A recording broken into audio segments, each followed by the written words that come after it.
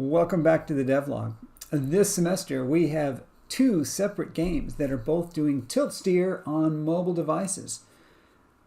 Tilt steer can be a little bit of math, and there's definitely a lot of confusion in that. And so guess what? It's time for a video. Before we talk about implementation, let's cover some very quick terminology here. We could use the gyroscope, or we could use the accelerometer. Now, I'm having trouble finding any up-to-date information on this, but I did find one article that said in 2017, roughly half of the installed base of the world's smartphones have gyroscopes. It's not a huge number. I'm sure it's higher than that now in 2023, but I'm not finding anything really solid. So if you want to support gyroscope, by all means, I think you're going to find lots of players that have it, but if you want to really maximize it, stick to the accelerometer. So what is an accelerometer? The accelerometer is maybe a bit of a misnomer on what exactly that is. Frankly, all it is a tiny little piece of mass inside your phone hanging on a tiny little spring. It's all digital and electronic, but that's what it comes down to, a little mass hanging on a spring. So when you shake the phone, that stretches the spring as the acceleration pulls the mass on the spring, and that is what the accelerometer reads. Normally, we don't shake our phones around that much. Normally, we just hold them very still. When the phone is being held still, what the accelerometer is measuring then is the weight of that mass just hanging on the spring under the force of gravity. So what we're going to use the accelerometer as is more a gravity meter than an accelerometer. So the first thing I want to do is set up a little test app to show which direction the phone considers gravity to be. All right, so I have here on my phone a little test app that all it is doing is reading out the input.acceleration onto the screen here and reporting the X, Y, and Z value. We can use those to just determine what does the phone consider the X, Y, and Z axis to be. When I hold the phone upright like this, I can see that my acceleration is almost entirely negative Y. So that tells me that the Y-axis for the phone points up on the phone. Okay, when I hold it flat like so, now I'm getting, with the screen up, I'm getting a negative Z. So the Z-axis points out from the face of the phone. So that's my Y-axis points up, my Z-axis points out, and that leaves my X-axis. If I tilt the phone positive to the right, we'll see that my X-axis becomes positive, and if I tilt negative here over on the left, I get a negative acceleration on the X-axis. As I'm showing here on my screen, these are the X, Y, and Z axis for my Android phone. Reading online, I saw multiple references that suggested that the axis is different on the iOS than it is on Android. So let's test it. We're going to run the same code here on the iPad. I have it booted up landscape mode, and holding it upright, we can see that gravity is pointing negative Z. So once again, the Z axis is pointing out of the screen, same as Android. If I tilt it up, we can see now gravity is pointing negative Y. So that indicates that the Y axis is pointing up parallel to the screen, same as what we had on the Android. And if I tilt to the right, that's positive X. So X is to screen right, same as it is on Android. Let's also flip that into portrait mode and confirm that, yeah, that's the Y-axis again. Yep, that's the X-axis, and the Z-axis is pointing out of the screen. So we do get the exact same behavior here on the iPad that we get on the Android device, so we don't have to worry about that. However, I will admit that while I've been recording this, there have been a few sessions that the axis flipped around and that the X and Y axes flipped on me while I was recording on the iOS device. I am not now able to get that to reproduce again, although I haven't changed the code any. So I'll keep my eye on that, and everybody else, please help out. Keep your eye on that. If you have an iOS device and you're seeing weird behavior like that, pop on down to the doobly-doo there and leave us a comment to share what you found. Right now, what I'm seeing is that for the Android and for the iOS devices, the behavior is exactly the same. When it's working, at least, it is just like I have drawn here on the screen, and that is Z positive out of the screen, X to the right, Y up on the device. There's a lot of room for confusion when we talk about the accelerometers. Let's start with, first of all, are we measuring acceleration or are we measuring gravity? The gravity, again, I was saying the gravity applies a weight to the mass, which is equivalent to an acceleration upwards of the device. If we lift the device up, that would increase the effective gravity, stretch the spring hanging below it. Or if we accelerate downward, that would compress the spring hanging below the phone. But if we let it still, we're going to get 1g of acceleration, and it will be pointing as if the acceleration is upward or that gravity is downward. As I said, I like to think of it, we are using it as a gravity measuring device, not an acceleration measuring device. So I'm going to think of all of this in terms of which way gravity points, not which way the acceleration is going. And so when I say gravity is positive like this in the z-axis, this would be a negative z gravity. The z-axis of the phone coming out, this is minus z on the gravity vector. And so that's how I'm going to be interpreting those numbers. I should also point out that as we move the phone, it is not gravity that is changing, it is the phone that is changing, obviously. Gravity is going to continue pointing straight down, but we're going to be tilting the phone to some other orientation. However, the X, Y, and Z axis that we're using to measure gravity, those are attached to the phone, not attached to gravity. So that's going to be how we'll do it. We're going to measure which way does gravity point right now, and then tilt the phone to some other direction and say, well, now which way does gravity point as I've rotated my axis. So now that we've figured out the coordinate system that Android uses consistently and iOS uses most of the time, we can now compare that with Unity's internal coordinate system, and you may notice those aren't the same. This is a right-handed coordinate system. The gravity sensors on the phones are using a right-handed coordinate system with the X, Y, and Z axis, whereas Unity uses a left-handed coordinate system. So that will be another source of confusion to watch out for as we move forward with this. If we hold the phone, as in the diagram here in the portrait mode, gravity is going to be pointing straight down the minus Y axis. And the point of all this is we're going to then tilt the phone. User's going to tilt the phone in some way like so. And now gravity will point in some other direction. As I'm indicating, maybe that is now some negative Y, but also some Z, because the gravity is pulling out of the face of the phone, as it were.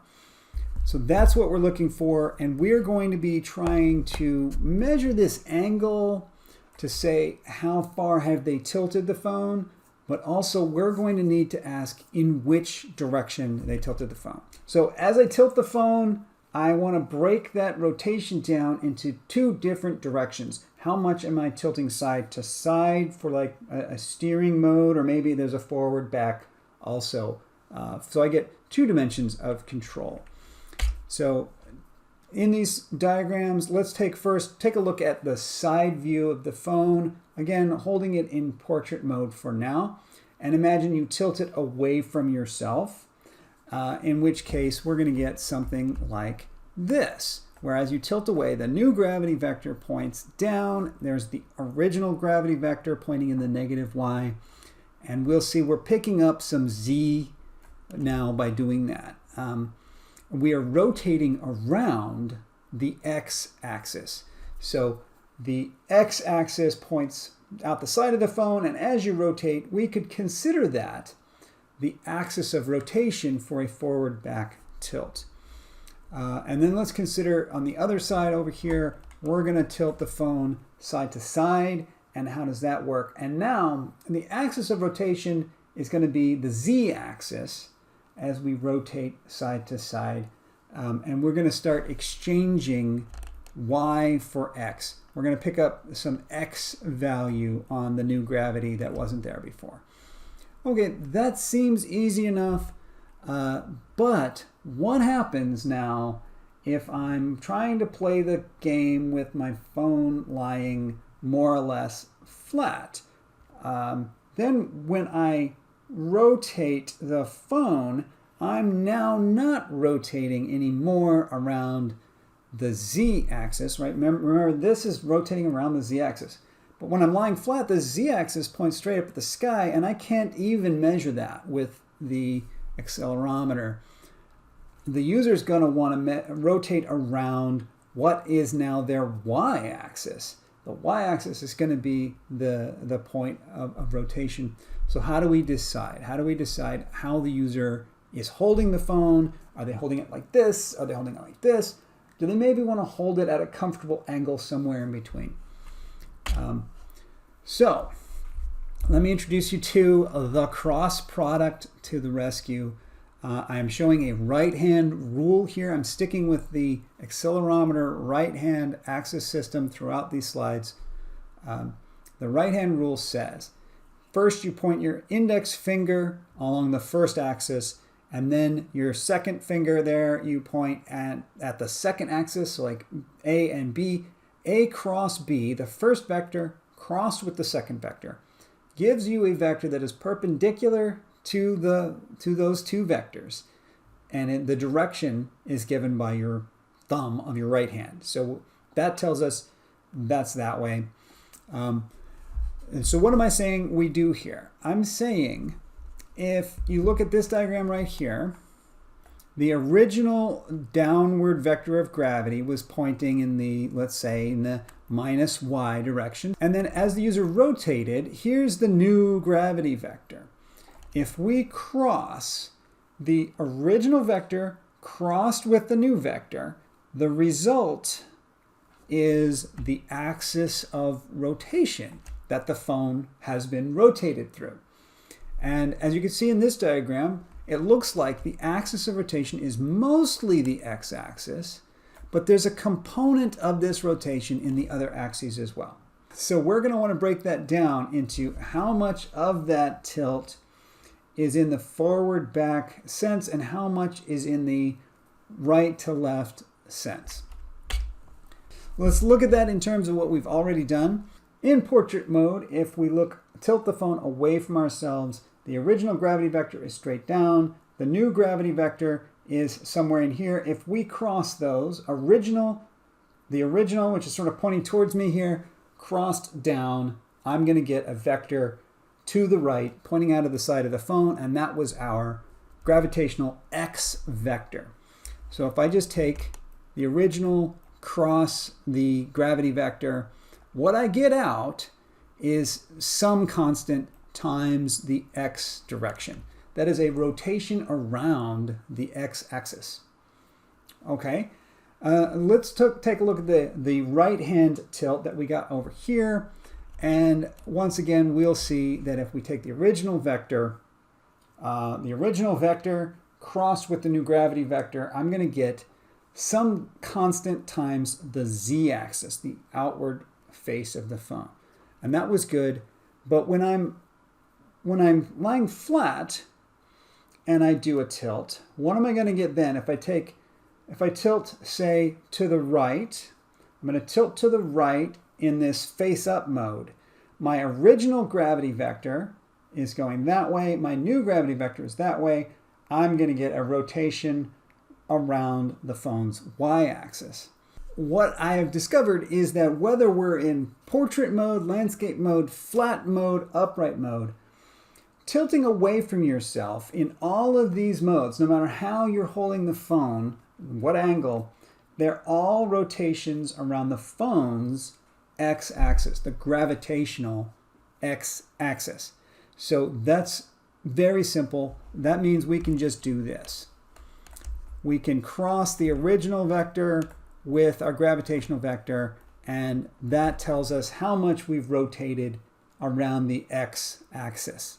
However, when we want to tilt the phone to the side, the axis that we're rotating around varies depending on if we're holding it upright or we're holding it flat. So let's calculate the axis that we mean when we want to rotate side to side.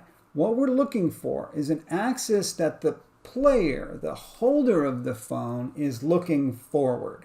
My axis, that's what I want to consider my rotational axis for side-to-side motion. How do I get that?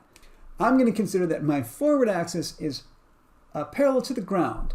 I can get that in my head around that idea. Is I think I mostly am upright, and so the forward axis is parallel to the ground or perpendicular to the downward force of gravity.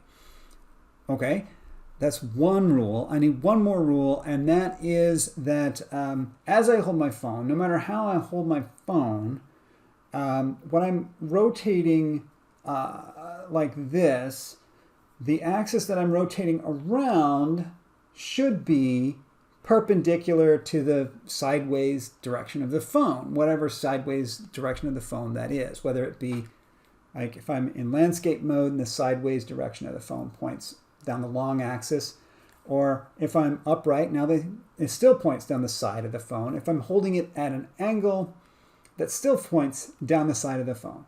So that'll be a consistent thing. I have the x-axis then is one of my perpendiculars, and the other perpendicular is the original gravity vector that points down from the phone. That creates a right angle.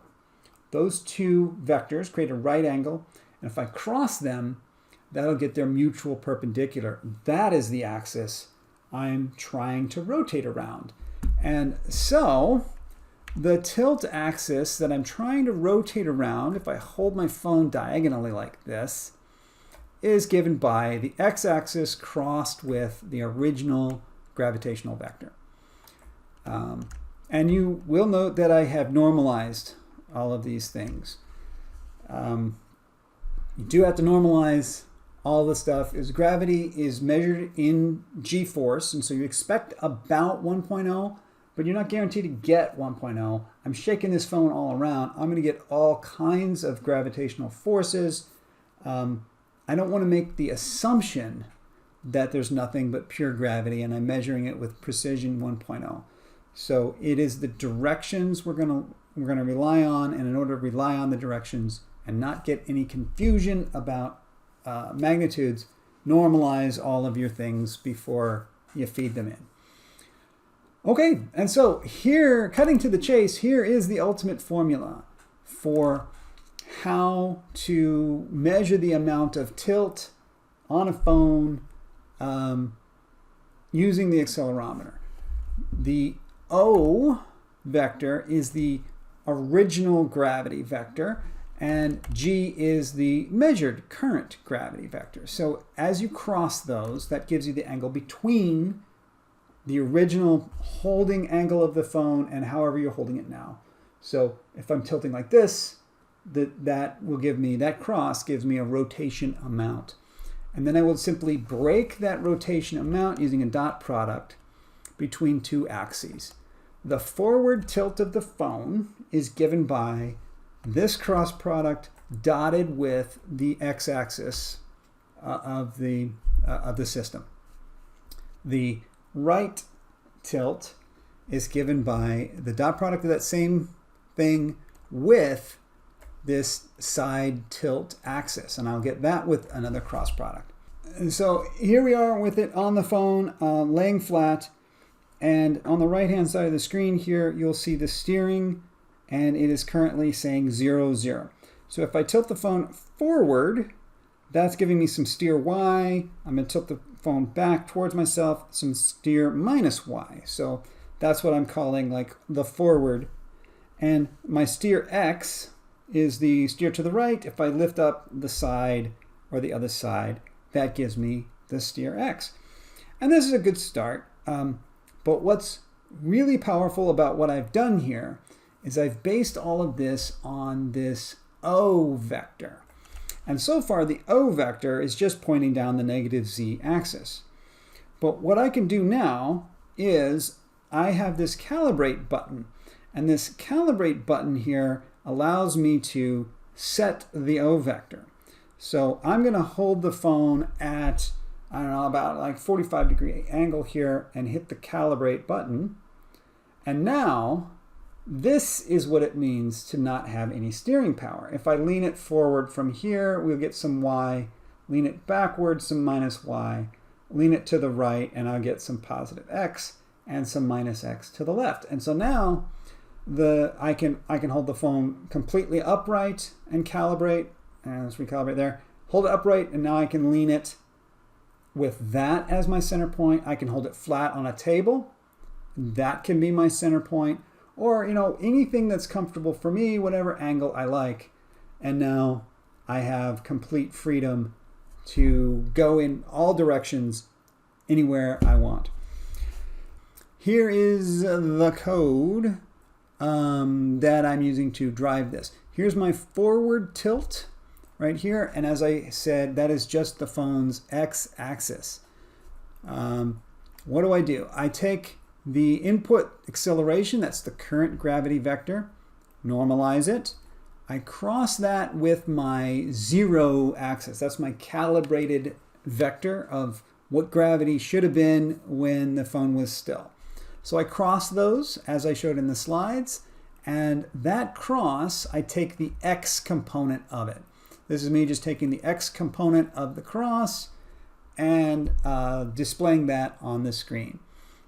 We'll get to this function here in a minute. For now, let's just look at, I'm using the x term of that cross product to mean forward or backward command on my inputs. Now, the right command is very similar. I also take the gravity and normalize it and cross it. So this is the exact same math so far. But now I need to make a new axis that is parallel to the ground and perpendicular to the x-axis. So it's perpendicular to both the gravity vector and the x-axis. So I do that with a cross product. I'm going to cross the original gravity vector with the x-axis and normalize my answer. That is the axis of rotation for the right-left motion. And then I simply dot my cross product with that to say how much of my rotation is in the direction of that axis. So there you go, and I will spit that out as my right-left steering. Okay, and yeah, I guess real quick, let me just show the calibrate button just takes the acceleration vector when you press it and calls that the 0. I do remember to normalize it. All right, that is that. Hopefully that gives you 2 degrees of freedom with tilt, with the ability to calibrate that anywhere they want. Maybe somewhere in the options menu, you'll set up a calibrate button that says, okay, yeah, I like the phone like this, and then we're calibrated from there. The last thing I do want to talk about here is this dead zone. What is a dead zone? And what is this apply power and dead zone function? I'll show you the function first. there's the function. Let's talk about why we need that. So here I am again. Let's lay it flat on the table, hands off. I'll hit calibrate, and you can see even when it's just sitting on the table, I'm getting little vibrations, noise. I'm getting a little bit of noise in the system. Maybe I don't want my character controller to vibrate. I may have to clamp it off a little bit. And so we'll apply a little bit of a dead zone.